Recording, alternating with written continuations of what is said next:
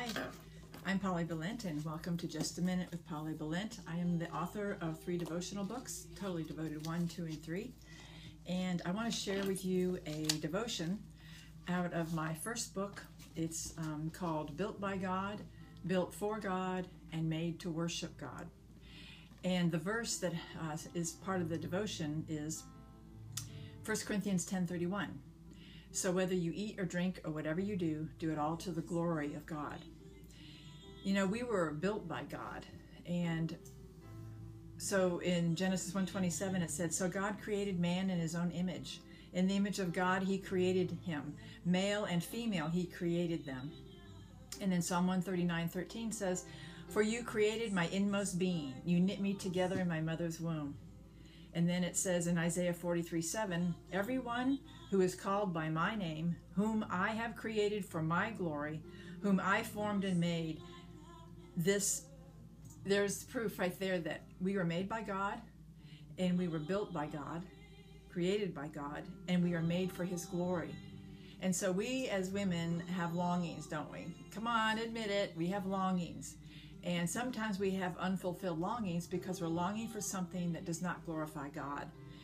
So we were built by God, so we're built to glorify him. Oh, do you like the music? This song is called Glory, and it was written by my friend Allison Everill. It's from this CD, and she's a songwriter and a worship leader.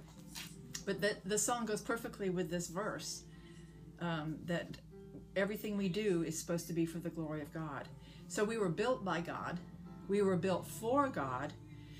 Exodus 23 says, you shall have no other gods before me. So why would the Lord have to put this in the Bible?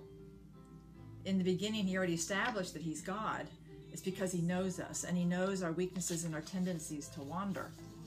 So he had to put this in the Bible because he knows that we'll look everywhere else but to him for peace, joy, contentment, and fulfillment. So that's why we have these longings, and sometimes they're not fulfilled. We're looking in the wrong places. So when we're other people, we often forget about God. We become fearful people pleasers, let's say, and enslave ourselves to their whims. So you and I are here, sisters, for God's glory alone.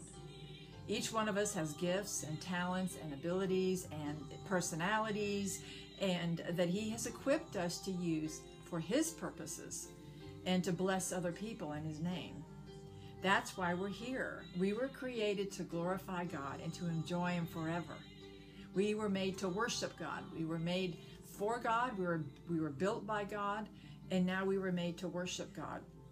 He put longings in our hearts that are desires that beg to be fulfilled. We have desires to be loved as women, to be loved and cared for. We want faithfulness. We want love, and only he can deliver that. We can't receive it unless we know him. We want to be loved, and we want to love. Only he can teach us how to do that. So when we read our Bibles, we start to find this out for ourselves.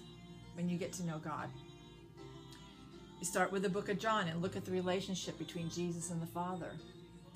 So you know what? We are going to worship something because we were created to worship.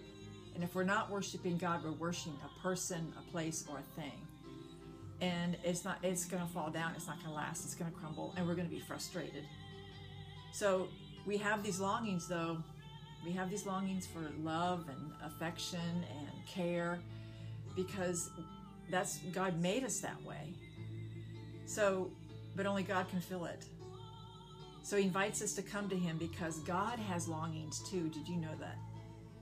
He says in Isaiah 30:18, yet the Lord longs to be gracious to you. He rises to show you compassion. Isaiah 55:1 says, come all you who are thirsty, come to the waters. Give ear and come to me. Hear me, that your soul may live. I will make an everlasting covenant with you. That's awesome.